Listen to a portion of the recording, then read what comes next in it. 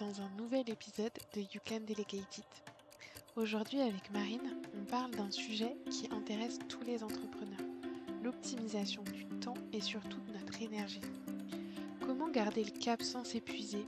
Quelles routines ou astuces on peut mettre en place? Marine va nous livrer ses meilleurs conseils concrets pour tirer le meilleur parti de nos journées sans sacrifier notre énergie.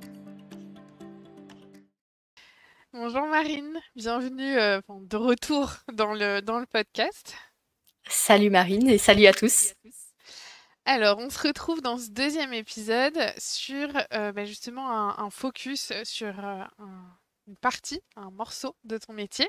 Donc, évidemment, pour tous ceux qui ne savent pas ce que tu fais, rendez-vous dans le premier épisode où on est parti justement à la découverte de ton activité. Et donc, l'objectif aujourd'hui, c'est de parler, d'aller enrichir notre connaissance sur la partie gestion de la ressource. Est-ce que peut-être tu peux commencer par nous définir un petit peu ce qu'il y a derrière ces termes et qu'est-ce que tu entends par là?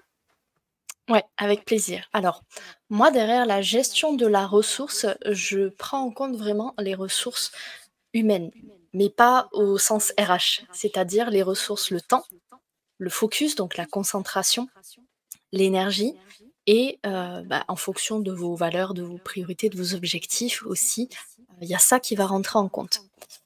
La gestion des ressources dans un business, elle prend en compte énormément l'humain, parce que à l'heure où on enregistre, encore une fois, l'intelligence artificielle et les robots n'ont pas pris le contrôle du monde et ce sont des humains qui font les tâches. Si on veut que les tâches soient bien faites et que les gens restent Mm. travailler avec nous, que ce soit salariés ou prestataires, il faut en prendre soin.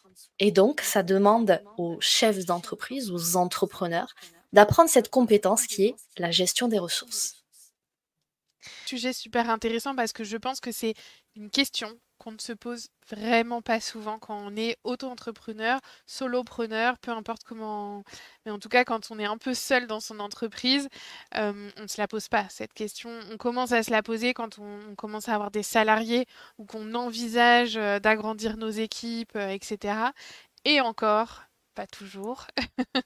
Mais je pense que c'est au contraire une question centrale, même quand on est solopreneur, de se poser ce type de questions et de réfléchir à tout ce qu'on met dans toutes ces petites cases que tu nous as définies.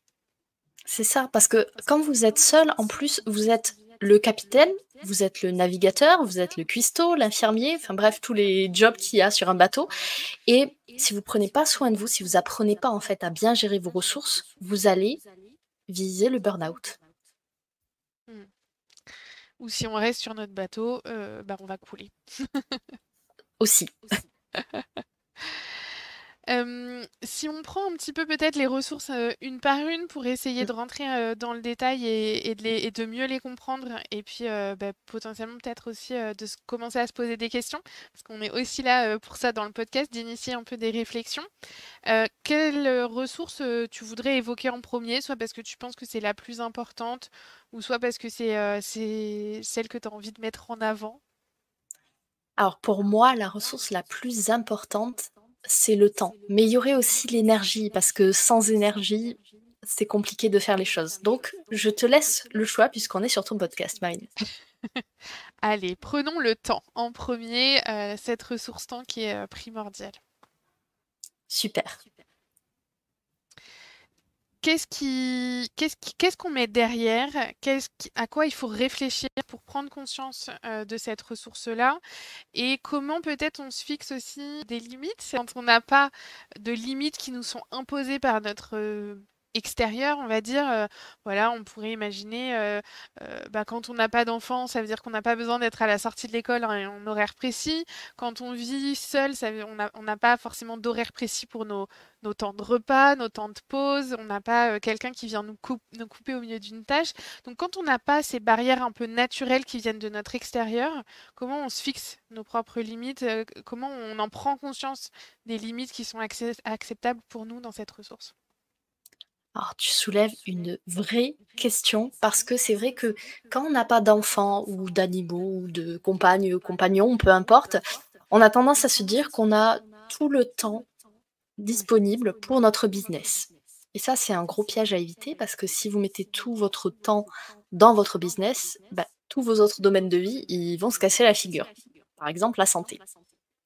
Donc, pour prendre conscience du temps que vous utilisez, en tout cas de comment vous utilisez votre temps, la première ressource que je peux vous inviter en tout cas à aller explorer, c'est une analyse, un audit de votre temps. Alors c'est un grand mot audit, mais en soi c'est très facile à faire. Vous téléchargez une application qui est gratuite qui s'appelle Toggle ou Clockify. On pourra mettre, je pense, les liens dans la description du podcast.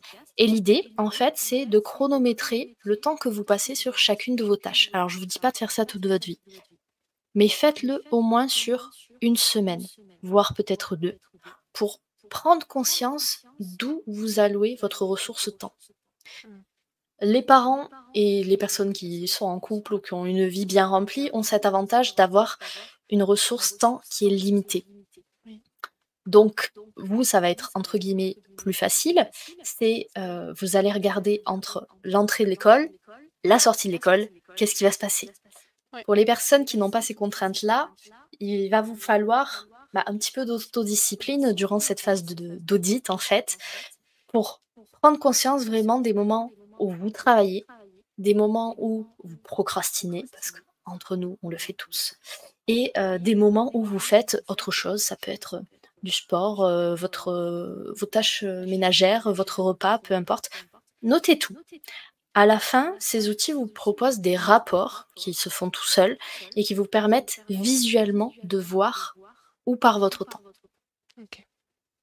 Ouais, donc ça, c'est déjà un bon axe de travail pour pouvoir, bah, prendre conscience de ce qu'on a, de comment on l'utilise et du coup, peut-être, finalement relativiser et se dire, en étant honnête avec moi-même, je peux gagner du temps à tel et tel et tel moment et donc peut-être gagner en efficience, sur certaines tâches. Tout à fait. Dans la gestion du temps, il y a aussi la notion de priorité. Et là, on fait le pont entre plusieurs ressources au final. Mais en fonction de vos valeurs hautes, en fonction de vos objectifs du moment, etc., votre gestion du temps va varier. Et ça, c'est important que vous le compreniez et c'est tout à fait normal, c'est humain.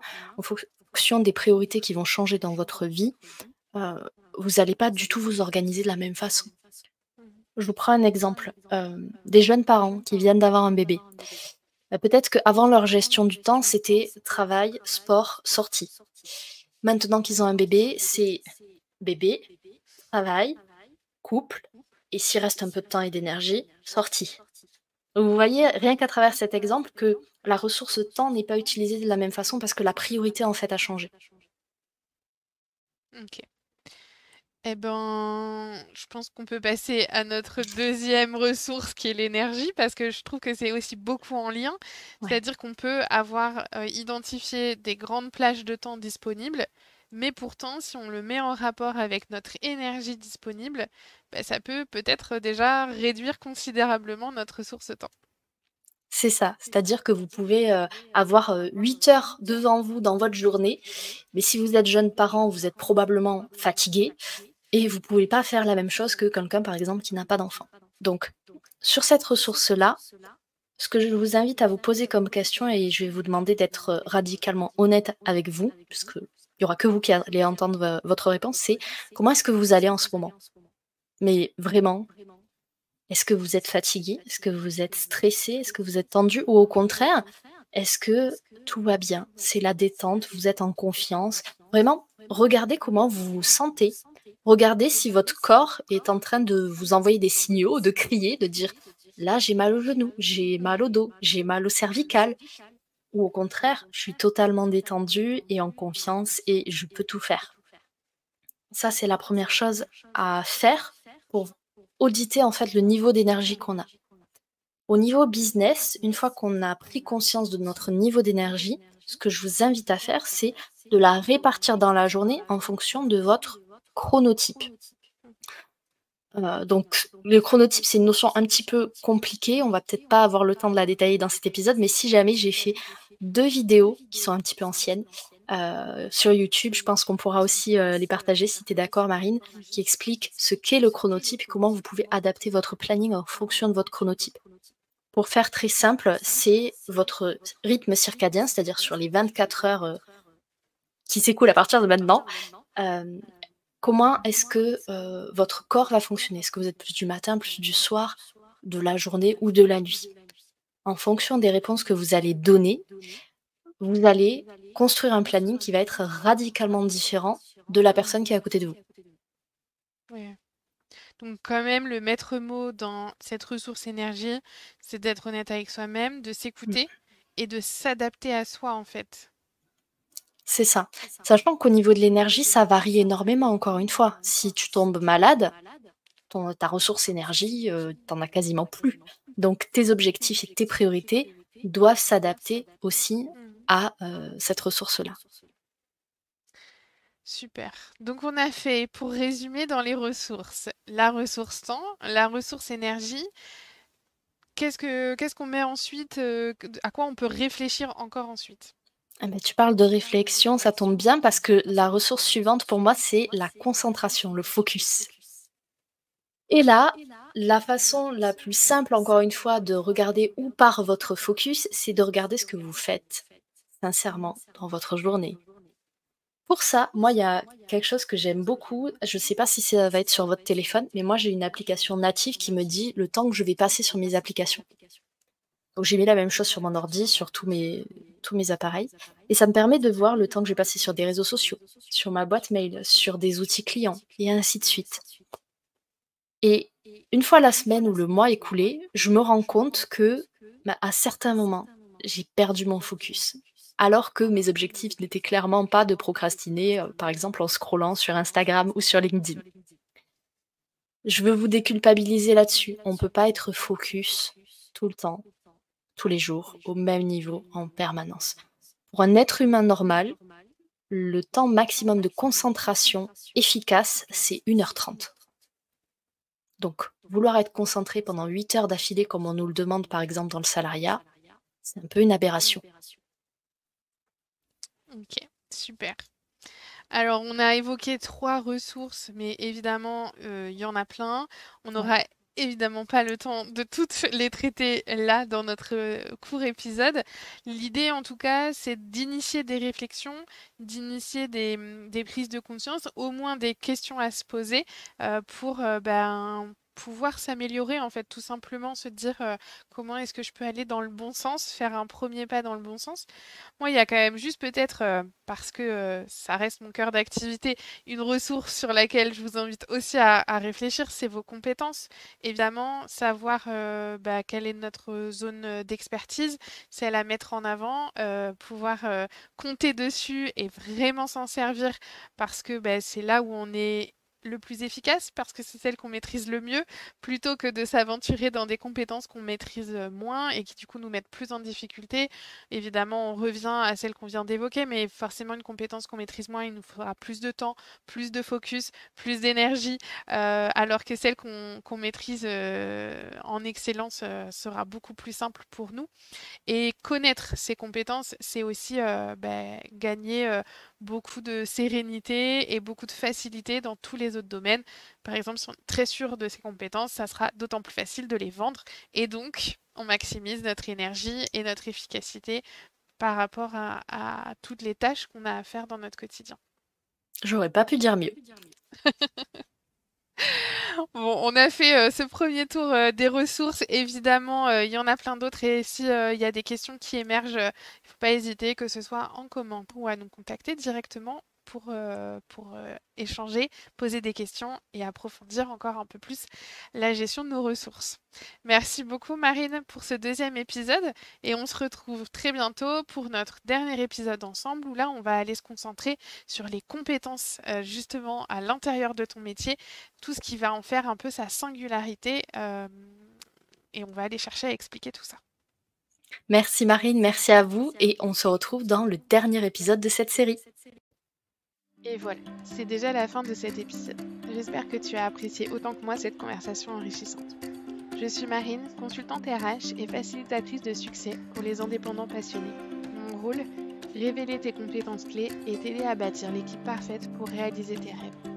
Si tu souhaites en savoir plus sur comment je peux t'aider à libérer ton potentiel, révéler tes compétences ou optimiser ton organisation, contacte-moi via les liens en description.